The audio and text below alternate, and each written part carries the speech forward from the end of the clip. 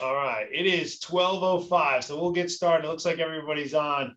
Thank you all for joining us today. We had a great GC subcontractor series a month ago, and there was a ton of great feedback, so we decided to do it again. Today, I am very welcomed by Mr. Jake Nellis and Mr. Ray Catlin. Jake is a vice president of construction at J.E. Dunn. They're a national contractor, design build with 24 different offices around the country. And Ray is the president of 3Core. They're a nationally licensed general contractor and full service construction firm. Ray's based in Dallas and Jake is based here in Tampa with me. And welcome. How you doing, guys? Awesome, man. Yeah, thanks for having us. Yeah, I really appreciate you guys joining me today to go through just different things with the subcontractor contractor relationship. As you know, I sort of sit in the middle and have lots of relationships with both subcontractors and general contractors, and I have this unique perspective, I think, seeing construction. And one of the things that I've noticed over the years is just there's so many either truths or misconceptions, depending on who we're talking about and where, on both sides. And part of I thought was really good is I've seen the beauty in so many different subcontractors and general contractors that it's not fair for everyone to paint a broad brush on each person. And there's way more good by a factor of 10x on both ends that I've seen. And I thought the good solution would be to have these kind of conversations live and open with the players that are out there so that everyone in the audience can actually get a chance to see who they could be working for, and what these great relationships would look like, so that everyone can do their part. Awesome. Yeah. All right, so starting off, let me ask, what do you think a GC or a subcontractor can do to create a more open and trusting environment such that truth and direct conversations are more welcomed and also appreciated? You want to go, Ray? You want me to? Yeah, I'll take a first stab at that. That's a great leadoff question, really, because that's like, I think at the end of the day, the root of creating those relationships. I believe first and foremost being very open and direct about what the objectives are, as well as being open and direct about what the hurdles that we all have to overcome, and allowing an environment where we can voice those concerns or those hurdles or those constraints openly with the mindset of how do we go solve them together. We are all kind of married together in the success of a project. And if we don't understand everybody's pain points and everybody's success factors, it's hard to kind of get to the end. And I think you got to also have an open forum where you can check in throughout the duration of the project to balance out where we at in our objectives and our struggles, right? And not your normal day-to-day or week-to-week coordination meetings, right? I mean, it's almost like stepping away from the job just for a second and saying, okay, how are we doing? Yeah. And doing it in a way that you might even take the day-to-day players out of the conversation for a minute, right? To leave the emotion or the struggles of the job to the side and just talk about it from a global, holistic perspective. Jake, anything you'd add? Yeah, I would just, I told you this before, Scott. We don't call subcontractors subcontractors. We refer to them as trade partners, and we really do look at these trades as our partners. And just like Ray said, we all got to work together to have successful outcomes. We really all want the same thing. We want to get in, get out, and get on to the next project. And I think there shouldn't be any barriers for transparency, between it's really meant to be a team. And if there's concerns, they gotta get brought up immediately. There's no such thing as well, I shouldn't say that. Don't wait to share bad news. Things happen on the job. It's not black and white, things just happen, but let us know day one, and then we'll figure out a solution together. And especially, building that trust, do it with the other trades as well. Those guys can help. They can actually help each other make more money if they look out for one another. And so we really try to promote that. And that really comes out, during the weekly scheduling meetings. But I mean, there's always an opportunity to help out another trade, and they'll all end up doing better if they can do that more consistently. You're putting my subcontractor hat on for a second. I want to ask you guys, and I've done the research on both of your companies. as a subcontractor that's going out to work and trying to grow your business, you both are the type of general contractors, your culture, your firm, the type of projects, the stature of the projects that people would want to work for. And going into that, if I got a great trade business, I'd also be very nervous to be open. Maybe, oh, hey, here's my things, here's things I'm really good at, and here's things I'm not so good at. Is there anything that you guys do specifically to crack that door open to make a subcontractor feel more comfortable to share what their weaknesses are? When I think, in my opinion, that most are coming from a place of, I'm going to keep those inside. I'm going to portray more I'm perfect, and I'm going to portray here's my weaknesses and strengths. I'd say, we try to pull in the right trades for the right projects. Some of the trades that can perform on a hospital, for example, tend to be very, very sophisticated trades. It's an acute care environment. And so we're consistent with the same sort of following, and then we'll shift and go build a school with a different set of trades.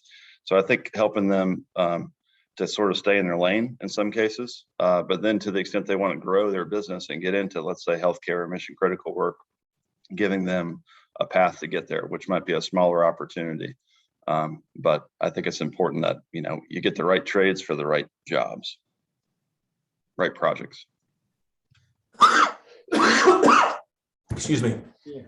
Yeah, I would agree with that, Jake. I mean, I think before you even look at specific projects and those kind of things, it's interesting in our industry.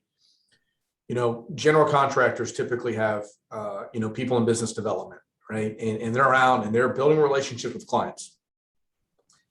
And if you think about how we approach things here at 3Core, it's not just trying to go build relationships with clients, but you got to build relationships within your community, which is your trade partners and your subcontractors.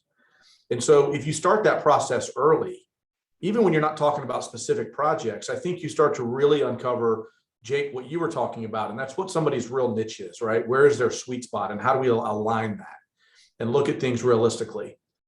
I think that becomes the key component to it. And really shifting the mindset of just having business development out there, trying to go build relationships with clients, but also having somebody out there that's doing it for the trade partners in the subcontractor world, and really just ingraining that mindset within your organization as a whole, so that we can feel comfortable talking about what we're not good at, and we can develop a plan together on how to overcome that.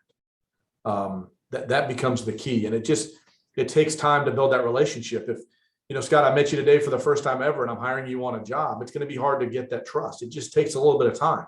Yeah. But when you do it outside of the mindset of trying to win a project and just trying to get to know each other and network and strengthen a relationship that could benefit all of us, I think it becomes more natural maybe to share that information and to talk openly. Yeah. You brought up a good point, right? Is there a story or that you could share with a sub that maybe did something that was so unique that it really it sped that process up or made you feel good and what they did? And maybe that'd be something constructive that folks watching this could listen to and pay attention to, they could implement. Yeah, I mean, I spend a good part of my time either interacting with clients or interacting with subcontractors. And, one of the things that I always do when I'm trying to interact with subcontractors is making sure that I have found a way to go interact with them long before we're talking about a project or talking about certainly an issue on a project, because they do come up. And just taking time to get to know them, right? And finding out from them, what are the challenges that they have in the marketplace, and what could a general contractor do that would make life easier or better for them? And trying to understand that first, because we got to be realistic with ourselves. We can talk about the subs being qualified to do the job or not do the job, but we also have to recognize, can we do the things that they need us to do to help make them better? And if we can't, then we need to acknowledge that. If they're saying, hey, we need to get paid within 5 days, well, I just don't know if we can do that. I mean, we just might not be the right fit. Right. And I just use that as an example, just to draw one out, on the table, but it could be a number of different things. The subcontract world, as we've all seen it in our own businesses, is really, really struggling with labor availability. And so finding ways that making sure that they're efficient with their own manpower is going to be a huge win for them, and trying to understand what that looks like from their perspective and not from our perspective. as a general. I think helps to start to show them that we're really focused on them and interested in helping make them be successful, which hopefully starts to put those barriers down and allows us to be more open, authentic, and vulnerable with each other. Scott, I would also add that, there's a lot of trust that can be built before a job starts, and our pre-construction process as drawings are being developed and we're pricing and repricing. It's a big deal when I've got a trade partner let's say has worked on an existing hospital campus for years and we're the new guy, and I can work with that trade partner, that HVAC contractor, to jointly develop a phasing plan, for example, before, like we did the other day for a school. This HVAC contractor had been there for years, and he helped us develop our own phasing plan that we went into the interview and won the job. So, you talk about building trust. Who do you think I'm going to call to go try to build that project with, right? They're the most qualified, they've got the best experience, and they went out of their way to help us. So, I think it starts before the job, right? That's how you build the trust. And then to the extent that they've done that before, they're going to repeat, do it again, and we're going to look for a way to try to partner with them. I think two key things I think to point out that you both said that I think are important for everyone to hear is you both started with something of what you can do to help the relationship, not what you're expecting them to do first. And that is important. And I know the best subs do the same thing. And the example you gave, Jake, is a perfect example of that. They gave to you without an expectation. And if you do that in the right way, people generally are going to repay you and do the right thing. So I think it's good points. Moving to a different topic. What other factors do you think prevent, actually, what are some of the stereotypes, just throw them on the table, that general contractors have, subcontractors have of general contractors, and general contractors have of subcontractors, that we could just sort of cut through right now and solve? How long is this webinar? Right. Well, maybe we'll just pick the top two that come to your mind. Ray picks one, Jake, you pick one on each side. All right.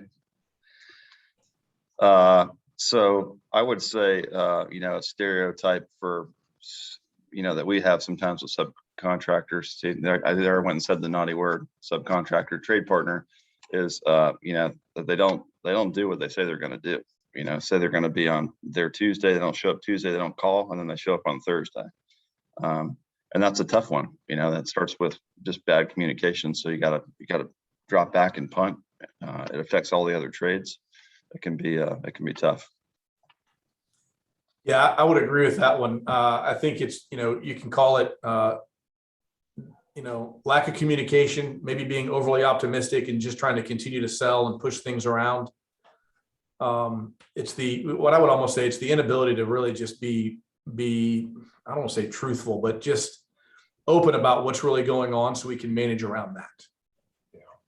Yeah. And it's one of the things that I've always said to subs, right? Be honest with the challenges, because we can work throughout the challenges. But if we're not open with them, we can't solve them. Right. We don't know what we're solving for.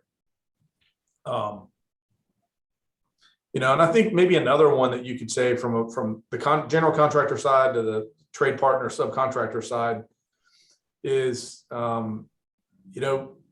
we're always looking at them thinking, where are you trying to get over on us, right? What are you either trying to not do in order to pad your bottom line, or where are you pricing things too expensive downstream and change orders or whatnot in order to pick up, dollars that is putting all of us in a predicament downstream. Yeah, I think that's a pretty consistent one. You run into that a lot. There's some trades that, like, that when they send you a change order, they're going to have to reprice it like 3 times. You start with, it's $100, and when you're done, it's $40 kind of thing. And it's just frustrating, I think, for everybody, because, we're going to have that same presentation of that change request back to our owners. So it's like the Department of Redundancy department. Yeah, so if we could just start with the right price from day one, understand the move forward, it would help quite a bit. Yeah, Jake, it's interesting you say that. I always get a kick out of it, because you'll see sometimes change orders come across, and it's lump sum change order for $27,518, and I'm going, can you show me how you got to the number? I mean, you didn't have a wheel in your office that you spun to get there, right? And so it's if you show us that information, we can help maybe streamline the process to get to approval. And so, there's, I would say that's, definitely a stereotype that's out there. It's this lack of transparency through that process that creates an eye for what's really going on. Yeah, and I think that probably builds up some of the, from the trade partner perspective, from the general contractor, I think they often feel like they're boxed in a corner and they're directed to do work. And then, they don't get a change order for quite some time, And part of that, I had this discussion with Scott the other day, is that they're not taking time to provide a price and say, hey, I'm going to do this work. They just have to proceed with time and material. And then you end up sort of arguing about how did that, ultimately come together. Right. Whereas the better thing is to be like, okay, time out. I'm going to price this thing up. I'm going to submit it to you, then we'll proceed. And then I think it's unfortunate sometimes, depending on who our client is, it takes a little while to get approval. And that, it's like passing the secret around the circle, right? It changes by the time it comes back to the originator. And I think that timeline is really frustrating for both sides. So, going back to the idea of us working together and trying to partner, I think that could help, but making sure they understand like what our approval process is would help quite a bit. Yeah, I agree. I think a lot of times we don't share that information. And quite frankly, I think a lot of times we don't even clarify that up front with even the owner. And we need to clarify and be clear on what the process is to get things approved and share that information downstream to our trade partners, because it's critical. It is. They're expending those dollars, and it's frustrating to them. And I know it is. And it's frustrating to us because we're spending a lot of time on the backside trying to get things through the system and approved to keep them going, and that's a challenge. Yeah. Listening to you guys, saw this, it reminds me of a mentor I had my first job out of college. I got hired at this guy, and I asked him, hey, what can I do to be successful? How can I be this next position? How can I make you happy? And he said, you know what, man, I'll sum it all up in this one sentence: just help me make my job easier. And it's like, the perspective that I heard from you all is, hey, it's not Mr. Trade Partner or Mr. GC. It's not a debate between us. It's really a debate between the owner and ultimately down to this project. Help me understand exactly how you get there. Load my weapon here to go communicate why this is justified. Give me all this supporting evidence, something I can buy into and believe in with facts, and I'm going to be able to get it done a lot faster. And I think that's what you guys are hearing, and that makes your job easier. If your job's easier, then it doesn't become a debate. I think a lot of these debates of subs and GCs, in particularly the payment one, like this GC doesn't pay well. And I was like, well, what kind of project is it? Oh, it's a government project. I'm like, all right, well, they might not be getting paid for 90 days either, man. Doesn't mean they don't pay well. I mean, how long do they hold your money after they receive it? Well, I don't know.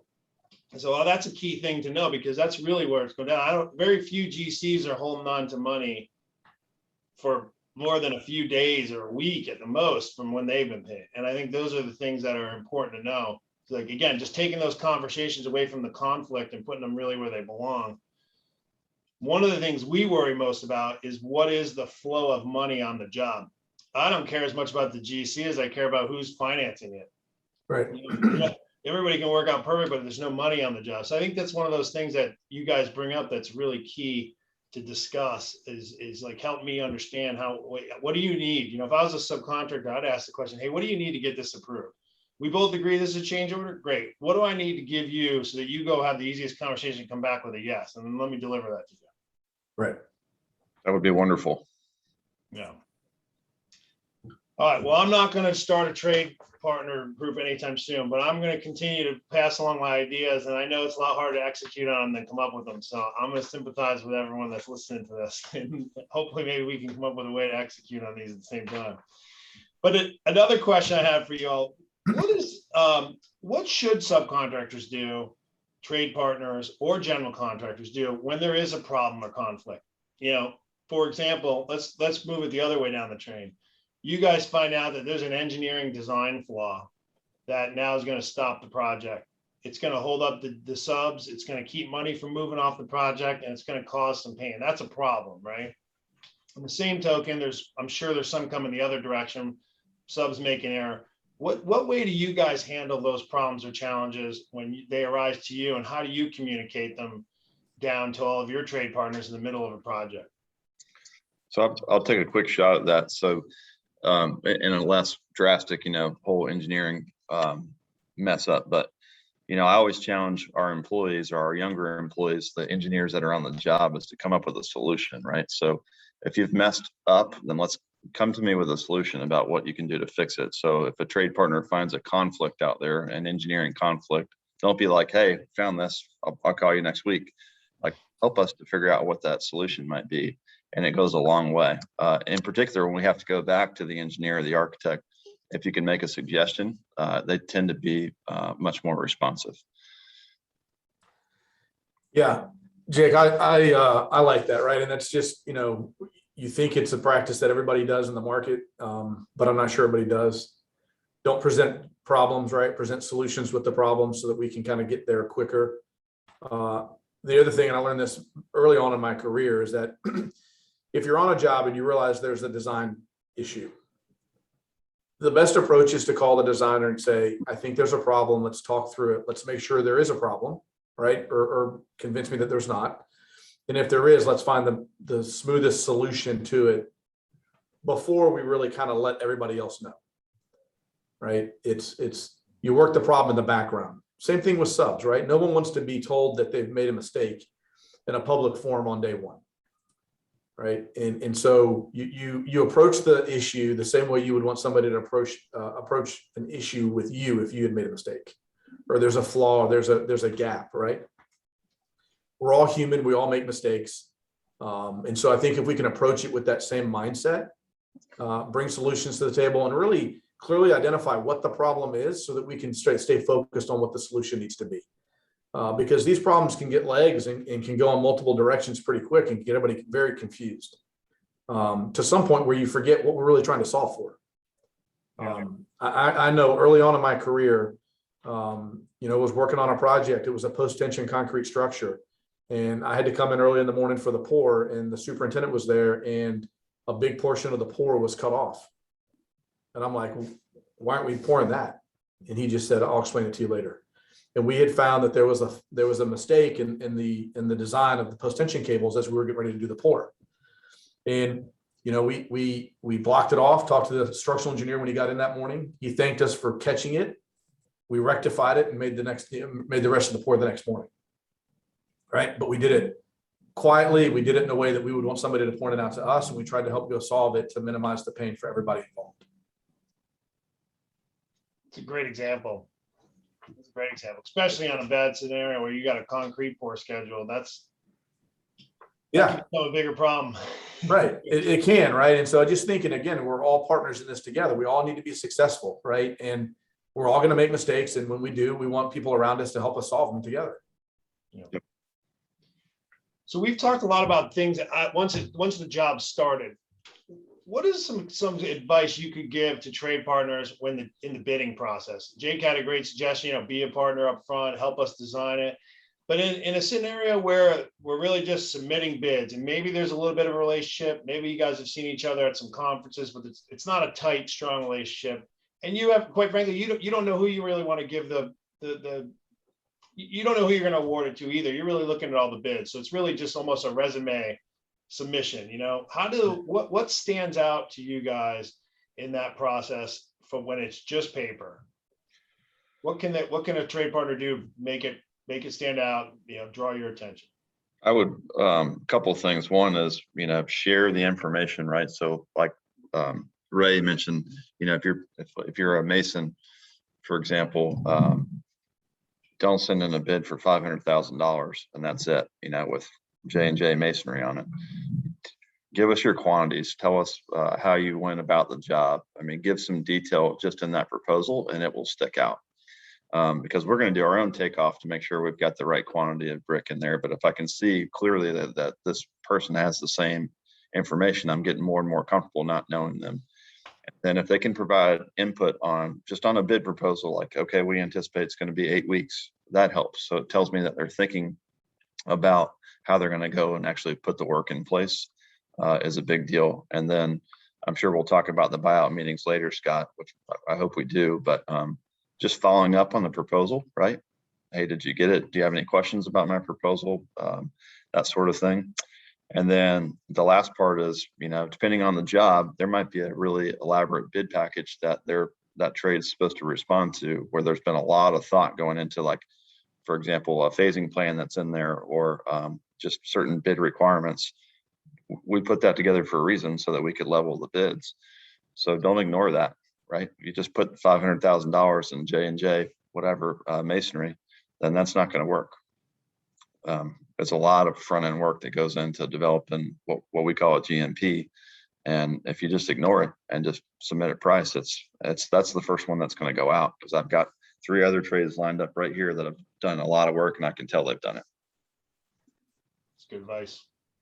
Yeah, Jake, I always use the analogy, right? Proposing the job as if you've already been awarded the job. If you've already been awarded the job, what were the things that you would go do, right? You'd be more detailed in the schedule. You'd be more detailed in your takeoff. So approach the job when you're pricing it as if you've already been awarded it. I think the other thing is, our industry really, I look at it and say there's really 2 sides to our industry. There's commodity trades and there's value trades. And nobody really wants to be a commodity trade, but it sets itself up on the beginning of it if you don't do those things early on, as if you were already awarded the project. The other thing I would say is reach out and let's have a conversation, right? Understand the whole context of the job. It's hard for us to go reach out to all, everybody. Sometimes we don't even know who all is looking at it from a subcontractor base. We've reached out to people, they said they're interested. But if you're really interested in it, do the same thing that we would do with a client, and that is reach out to them and find out what's really critical to the job and understand it. And let us understand your scope early on, so that if there's a gap, we can figure out how we're going to level that out earlier. Yep. The other thing, talking about, bid day and pricing, it's, if bid time's 2:00, sending in your bid at 1:59, it just creates a big spiral. If there's a concern that a GC is going to go shop a number, I don't know why you would even give that GC a number. I mean, you got to have some confidence up front. I mean, if we think that a client, an owner, is going to shop our number, I'm not sure we're going to give that client a number. We're just going to say, no, thank you. Yeah. Right. Because it sets it up as a commodity trade and for lots of problems. That where you're coming from on that is a place of abundance versus scarcity. You're confident in what you're doing. You're clearly bidding enough jobs that you don't have to win the job that you're bidding right now to survive. And that's a real important piece to go out and speak to. I think that's a key piece to really do that, and that adds value, and that also shows that what you're doing is valuable. You don't need every piece of work that you bid. Yeah, I mean, it's not under the right terms. And it's interesting because the word value is thrown around in our industry, and it's a word that I think everybody likes to use, but very few people truly understand what it means. And you got to work hard at trying, how do we create value and bring value to this client? We have to go do it really with our clients up front to find out what's really important to them. They're always going to say schedule and budget, but there's got to be something else there, right? And so for trade partners to reach out to us and find out what's important to us, we're going to translate that same information that we heard from the client downstream. And now we can collectively try to create a solution that, would be creative and create that value for them. It's spot on. Jake, anything you'd add to that? Oh, I think he hit a home run there. I think he's got it. I think he's got it licked. One good thing that Jake and I did talk about in a separate conversation, it'll come out in more detail, but Jake did speak to buyout meetings, and I think, Jake, this is a perfect chance for you to kind of explain that in some detail what you guys do. And I'd love to hear if Ray had done something similar or has some other suggestions that kind of fit that and hone that in. Yeah, so I think it sort of stemmed with us just talking about how to go about winning, or how do I garner some trust as a trade partner, so I can work with XYZ general contractor. And if you get a call as a trade partner to come into a buyout meeting, you're in the hunt, right? And it's amazing how many times they can come in and just sort of like, they're just sort of like a dead fish versus the team that comes in that's ready to sell. Like, tell me that you want the job, and then let's talk about what you need to be successful. So that could be schedule. It could be, hey, I need to be paid every 15 days, or I need you to pay my labor direct. I mean, there's all sorts of things that are in there that need to be disclosed, and we can figure out ultimately who's best for that individual project. Come with, like, I love it when the old guys come in with their drawings and they're all marked up and you can tell they've really gotten into the job. Come with the superintendent that's going to build it. Don't just send me the sales guy, because I want to ask questions. And at our company, our superintendent's going to be in that buyout meeting too, so he's going to ask some tough questions. And then getting back to the transparency thing, tell us what else you're working on, right? If you've got 3 other concurrent projects, how is that going to affect me and your ability to perform on our job? Maybe this isn't the right job for you if you got 3 others that are active and you feel like you can't service it. The worst thing we can do is sign a trade partner up and they can't service us and those 3 other clients. So I just think it's a great opportunity. It's from 30 minutes to an hour, but that's the job. I mean, the deal is set right there at that table. And I see too many trades not use that as an opportunity. It's more of like they're begrudgingly showing up. I'm like, dude, we're going to go crush this thing together. I need to feel some mojo from you. And we don't always get that feeling. Yeah, Jake, I like that. I have a saying, right? It's called a buyout meeting for a reason. It's not called a scope out meeting. Let's get to know each other meeting. I mean, we're here to buy out. We're here to cut a deal. So come to the table and be ready to do it, right? Decision makers need to be there. The team that's going to do the job needs to be there. And we need to talk through everything to go make sure that we're aligning our priorities right and that we're setting ourselves up for success. And that's a big deal, right? I mean, I want to hear, just like you said, I want to hear from the superintendent that's going to build it. How are you going to approach this job? Where do you want to start? Why do you want to start there? What's your peak manpower count going to look like? What do you need to be efficient? What do we need to do to help you become efficient? It's not just getting a room scope, cut numbers, and be like, here, will you do it for this? That's not a buyout meeting. That's not a buyout meeting where you create value. And so you're right. They need to have 2 active participants at the table, ready to go with some mojo and excited about it. Yep.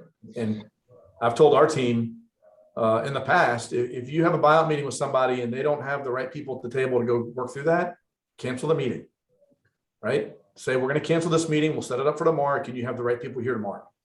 Let's not waste time, right? Because, we don't have enough of it, and it creates a level of efficiency. And I think if you do that right, it also will drive success at the job because it shows the team how structured, organized, and committed you are for success. That's a great point. I would say too, even going into that meeting, send in advance. Here's a list of 3 or 4 things I'd like to make sure we talk about. Help you prepare to make sure you guys know what it is. These are things that are important to me. I really would like some answers to discuss. And if you have 3 or 4 things you want me to be prepared for, please let me know what they are. Yeah, Scott, I think that's great, right? And you're spot on. I mean, too many times it's funny. You'll get into a meeting and they don't have answers to certain questions. And it's like, well, did we tell them ahead of time this is what we're going to talk about? So we, as the contractor, have an obligation to tell them, hey, we're meeting to buy out this trade.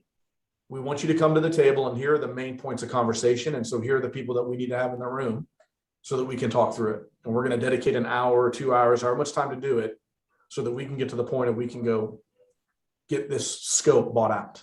Yeah. It leads me to the next question I have for you. I come from a sales background. I spent the majority of my life in sales, whether it was in hospital sales or medical device sales. And, I've been surrounded by a lot of type A personalities. So I would say the second place outside of that norm that I've seen type A personalities is in construction. And then the funniest part that I find the most mind-boggling to me is you have type A, very direct. What I would say is if you ask a question, you don't want the honest answer, don't ask it. It's going to come from construction. But yet, when it comes down to trade partners, general contractors, subs, it's at a moment where they're not as direct. All of a sudden, that type A personality goes away for a minute, and you don't have those honest, direct conversations unless there's a problem and someone's blasting into the trailer hot, or mad, or vice versa. Why do you think that is? And well, one, is that even true, or is that just a misconception on my part? And two, if it is true, why? Well, I think you got to go back to what Jake said earlier. If you have the superintendent in the room, I'm not sure you're going to get the direct answers. And it's why you're trying to go get the right people in the room. I don't want the sales team in the room. I want the estimator. I want the project manager. I want the superintendent. And then if there's got to be a decision maker above that. Yeah. I think the superintendent's always going to tell you how the cow eats cabbage. They're going to tell you how it's really going to happen. And that's what you want to hear. Not so you can exclude somebody, but so that you can solve the problems that you see early on. That's what you're trying to do. Yeah, I think, the superintendent's, he or she is pretty darn direct. There's really not a problem with that.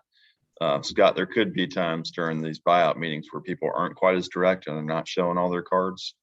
So we just think, I always tell people we got to lead by asking questions, so we will ask some of the tough questions that I know I got to have the answers to, and hopefully they're very transparent. But it goes back to like, what other projects are you working on, man? Like, tell me what's going on, because it looks like you got a great price and we're ready to sign you up. But I don't know if you've got too much work, you're going to be able to execute this thing.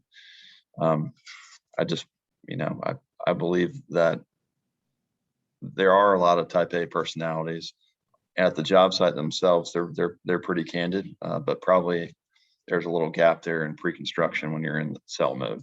And admittedly, everybody does that sometimes, right? You don't want to always show all your cards, but yeah. I believe, genuinely that we want our trade partners to be successful. And the only way to really guarantee that is to be transparent about what your obstacles are and what you need to be successful. And there might be some give and take as a result of that, Maybe we got to meet in the middle on a phasing plan or the schedule or the manpower, that sort of thing. So, yeah. And Jake, you talk about that, right? I think a lot of that too also comes down to us as contractors leading by example and letting the subcontract trade partner world see that. I mean, we're not going to go sign up a deal with an owner if we can't perform. We're going to be transparent and say, look, this isn't going to work, and here's why. And if somebody else is telling you they can do it, then, man, I would vet it out a little bit more in detail, because here are the challenges, right? Or if it's the fact that we just don't have the manpower. We control what work we take on and don't take on. And we've got to be transparent with what our own limitations are. And I think we got to go mirror that and mimic that behavior and lead by example. Yep, I agree. Ray, as you said, that brings up a great point on a conversation Jake and I had before too. And the suggestion at that buyout meeting that we talked about was, while all those key players are in the room and you guys have now spent the time and energy, put the superintendents there, the sales guys are now gone, the real folks that are going to do the real work and be responsible for it are there. And you lay out your expectations of your team in front of them, and the subs lay out what their expectations are, so that the 4, 5, 6, 10 people that are really in charge of each organization say, and Jake or you saying to the trade partner, hey, look, my expectations, our superintendent is going to give you an open, honest communication. It's not just while I'm here. And our expectations, you're going to do the same. And everyone knows that that's a free line. And hey, if not, I expect you to call me. And they know that that's there. Now you don't have some of those differences of culture moving from when the superiors might be in the room to when just the project management's in the room, and it works on both ends. I think that's a nice thing to add to that meeting that you guys had discussed before. Yeah, go ahead, Ray. Sorry. I was just going to say, I think that defining those expectations is key, right? Mm-hmm. One of the very first jobs I did as a general contractor back in the late 90s, early 2000s, we spent a lot of time with the owner up front and the design team defining expectations. And we carried that downstream to the subs. What are the expectations you have of us? And here are the expectations we have of you, right? And you bullet point at high levels. And it was great. We got things on there like the client said, if we don't play golf once a month with you guys, then this job's not going to be successful, right? There's a little bit of humor in it, right? But there were other things. I was a young project engineer doing shop drawings, and the design team made it clear their number one expectation of me was that I was not rubber stamping submittals. And so all the way through that job, we measured and reported on a weekly basis the percentage of submittals that got approved or approved as noted, to show them that it was important to us, and we were measuring it to make sure that we weren't just rubber stamping shop drawings. And so it allows that. And I think when you do that with the subs and then you calibrate it throughout the job, it starts to align some things and builds that level of trust. Yeah. It's good. That's a really good suggestion. Jake, were you going to say something before that? I was, but now I've forgotten because I'm a contractor. I'm stupid. I can't remember what I was going to say, to be honest with you. Oh, I know what I know I was going to say. So you were talking about, the superintendent to superintendent, project manager to project manager. We focus at our company at having relationships at all levels, in particular with our clients. And I would encourage trade partners to have the same thing, so that, every once in a while, those superintendents are going to butt heads, but they need to be able to pick up the phone and call the boss of that guy and, keep it calm, right? To, like Ray said earlier, the emotions are removed at that point because you've got, executive to executive. But I'm just suggesting anyway that the trades focus on having relationships at all levels of their client, and in this case, the general contractor. It really does help quite a bit. Yeah. Well, guys, are there any questions that I should have asked you that I have not?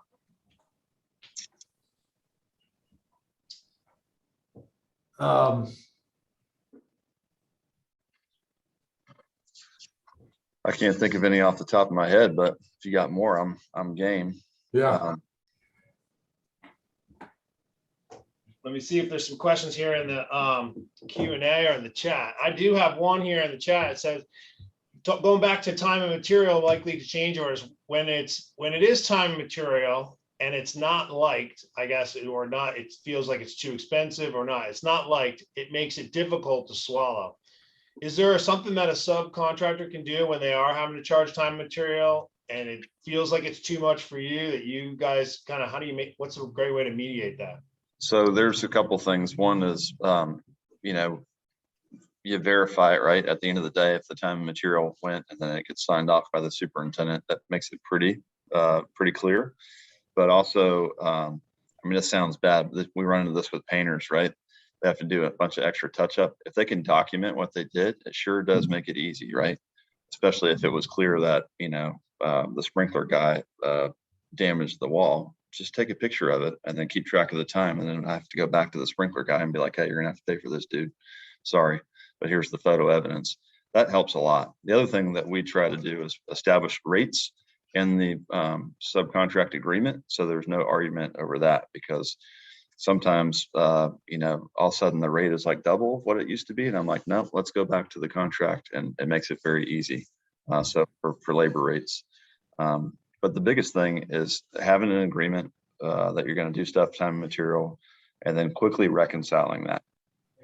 Too often there's time and material work that has to happen, over a period of 4 days, but you don't get the change order request for another, sometimes 40 or 50 days, which is crazy to me, because if I were that guy, I would want the money as soon as possible. And then people get amnesia about what happened, and then trying to argue about it. So, and then going all the way back, if you could just provide a price before you do the work, that'd be even better. Yeah, I think, Jake, you hit the nail on the head. It's really defining the expectations, right? So if we all agree we're going to do this work under time and material, let's define the expectations of what we think that means. And monitor it on a daily basis, right? And get that paperwork in quickly. One of the things that we try to do all the time is we don't want anybody spending our money without us knowing about it. We don't want to spend anybody else's money without them knowing about it. So if it's a back charge situation, let's all get in the room and let's talk through it, right? This wall's been damaged. Now, you can't always do that. It's a little unrealistic to think you always can. But if there's a situation where somebody else has done some damage, let's get all the parties in the room. Let's go look at it together and go think, okay, how are we going to go solve this problem the quickest and the easiest? Yep. These trade partners come across, they work with each other probably more than they work with us. They're working on a multitude of jobs together. And so and they communicate a lot. And so it's finding a way to go smooth line that process by defining expectations and solving the problem before it becomes a problem. Yep. Here's another great question in the chat box. What is your thought process when the long-term value partner you're working with during pre-con bids or during pre-con, bids the job at a higher dollar value compared to a commodity trade partner coming in at a lower dollar value. Quote, assuming that their bid is legit and they're low because they're hurting for a job just to come in at a low margin. Yeah, that's a great question, right? Because we have a lot of constraints on our side as well. And I think the first thing, and look, we work with trade partners all the time up front on jobs, and we're very clear. Hey, we've got to bid the project out. We're not bidding it out to just anybody. It'll be a select group, right? Because you're trying to make sure that they're apples to apple comparable contractors. Under no circumstances will we ever shop numbers. We can't do that. That's not right. Wouldn't want somebody doing that to us. But I think the partner that has helped us along the job certainly gets a seat at the table at the end of the day to talk us through the project and how they're looking at it, right? They don't have to be the low number. They need to be competitive.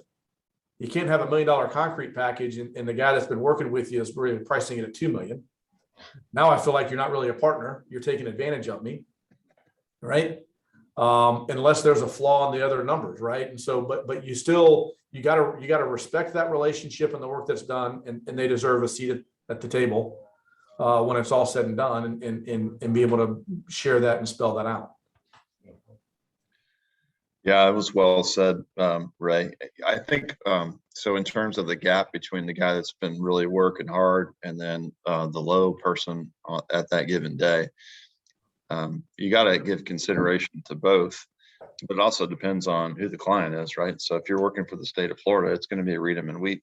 You know, we've got a scope of work, and they're going to pretty well force you to use the low guy. But to Ray's point, if you can be super transparent, well, you should be right at the beginning. And if you're working with, let's say, an HVAC contractor that's helping you early on with budgets, let them know that, hey, at the end of the day, this is a school project for the state of Florida, and we're going to have to bid it, and they'll understand. I mean, they see that every day. If it's a private developer, then you might want to fight, to say, hey, look, I understand there's a $100,000 premium. Let's just say it's a really big job, but this is the right guy for this job, right? If it's a multifamily job, these are a big concrete frame. Like, we need to use XYZ contractor because ABC cannot do it. I'm just telling you, I've seen them. So, in theory, they shouldn't have bid the project. You shouldn't have invited them if that's the case, but there's room to make it work. And if that guy's super low, let's have a conversation about that too, because you don't want to see somebody lose money. I mean, they could have made a mistake. That's happened so many times. That's why it goes back to that buyout and going through the quantities. And it's like, oh, I missed 50,000 foot of brick. Okay, well, maybe you need to adjust your bid. Yeah. Yeah, the detail in the bid really makes a big difference too. So you guys can look through that and say, oh, here's the reason why there's a separation in these two. This is counted for, this isn't. Oh, they're going about doing it this way versus there. They didn't realize there'd be 2 cranes, and they thought there's only one. We don't need. Absolutely. I mean, there's a million different reasons. Yeah, you're absolutely right. You never want to see anybody lose money on a deal, because if anybody's losing money, it's going to be painful for everybody that's involved. And it's just not the right way to go do business. You don't want to walk somebody down into a trap. The other thing I would say too, as it relates to this, is we as contractors need to respect what we're asking subs to help us with on the pre-con side, right? And let's not abuse them or take advantage of what they're offering as far as their time on the upfront side. What do I mean by that, right? We don't need to run a budget update weekly. It's let's be realistic of what we're asking them, because they're investing time, that they're not getting paid for in order to help us go win work. And we need to be respectful of that. Because in some cases we still got to obviously go price it out and keep it somewhat competitive. So I just think we have an obligation to not take advantage of that pre-con work on the front end either. I agree. I guess true or false question for both of you guys. Is performance, or the ability to perform the job, the most important characteristic when you're considering a bid before price? Even. Can I go from true or false to depends? I think honestly, it does depend, because it depends on the scope of work and who the trade is at the end of the day. There's some trades, you can sort of get away with them underperforming. But if it's my structural steel guy, dude better perform, right? Because everybody else is following him. So, truth with a little caveat. The guy's putting up my toilet accessories, I'm not too worried. Yeah. You can drop it off and I'll install it myself. Yeah, Jake, I would agree with that, right? It is dependent on the scope. The majority of the scope, I would say the answer to that's certainly true.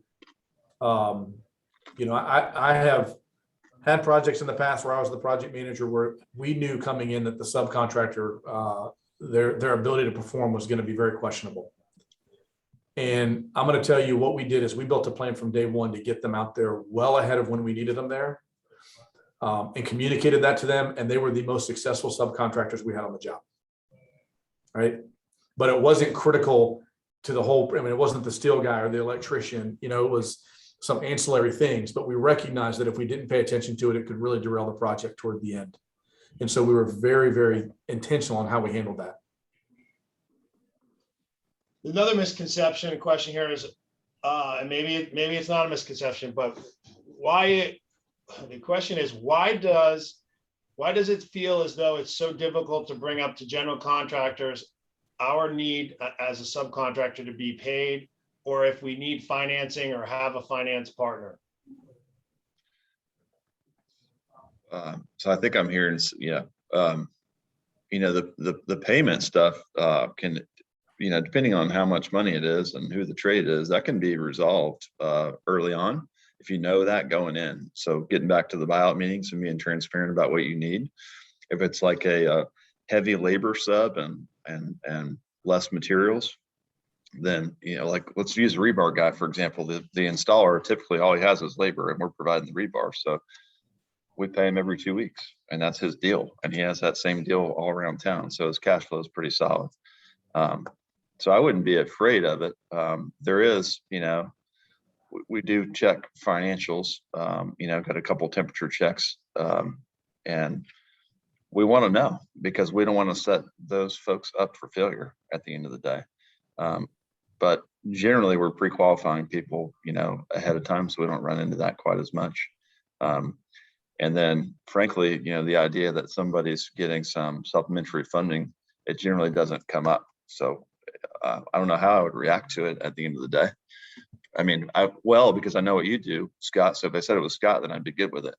But tell me more about it, because I want to learn why, how long is this going on, or what other means can we do to help you? Yeah, I think that's it, Jake. It's understanding what the real problem is, problem, issue, or struggle, and being honest about that so we can go solve that. I mean, if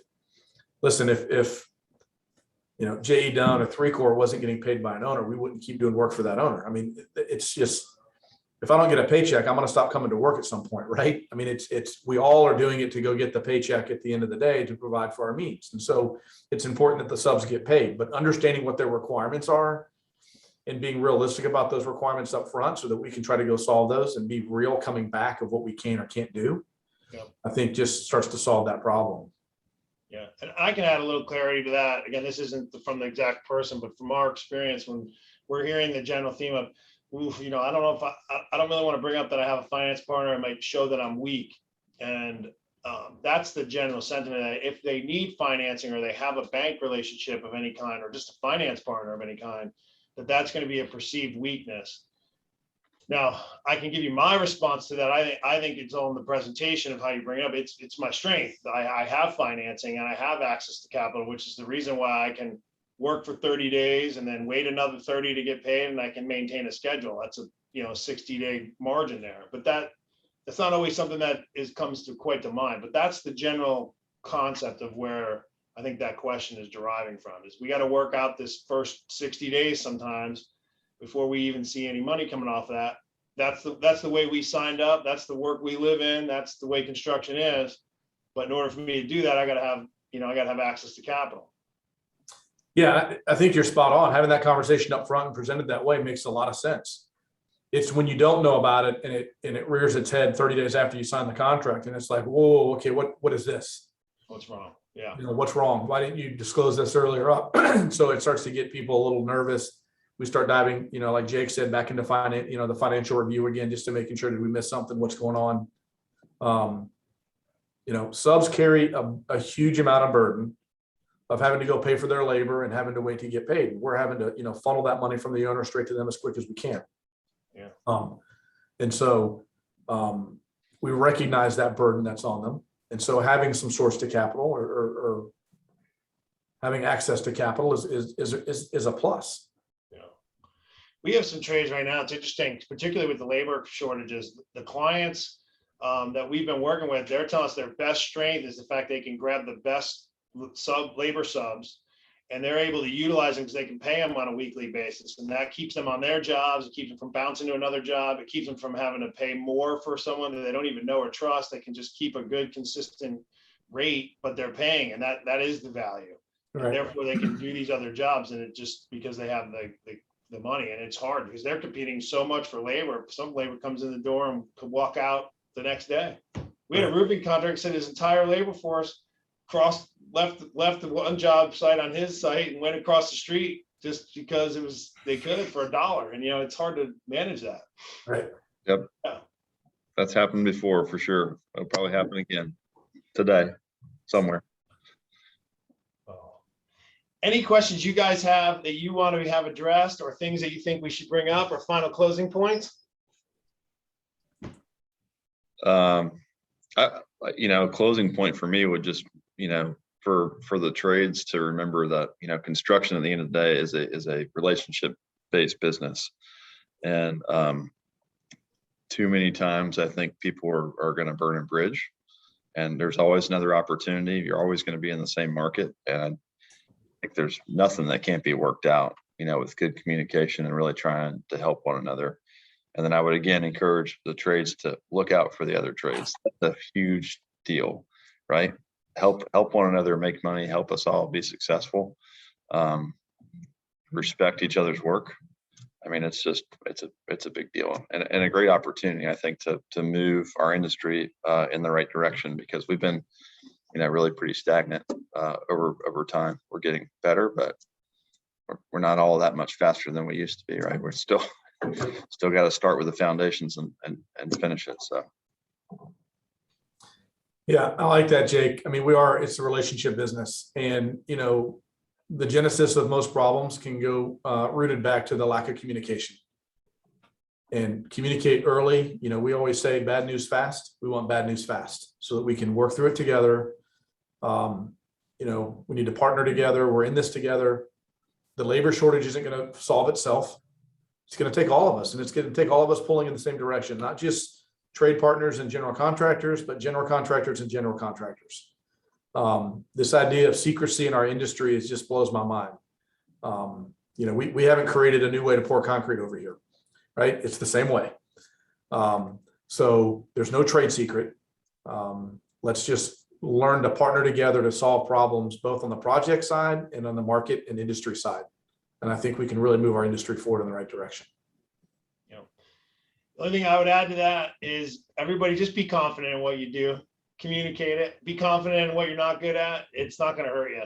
I think you guys, both Jake and Ray, you guys exemplify exactly what I think the majority of general contractors probably are. There's a few bad out there, just like there's a few bad subs. There's probably bad owners and developers, bad restaurants. I mean, there's bad everything, but we can't let those one-offs dictate how we're going to behave on a general theme. We should go at it the way we go at it every time. And I think this is what you're going to find more of. So I really thank you guys a ton for pouring into this webinar, sharing your thoughts and opinions.